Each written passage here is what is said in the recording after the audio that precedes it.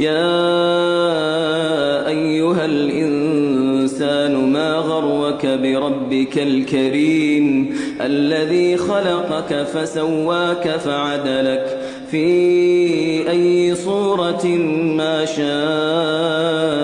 ركبك كلا بل تكذبون بالدين وإن عليكم لحافظين كراما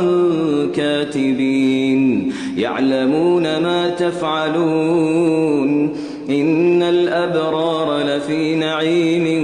وإن الفجار لفي جحيم يصلونها يوم الدين وما هم عنها بغائبين وما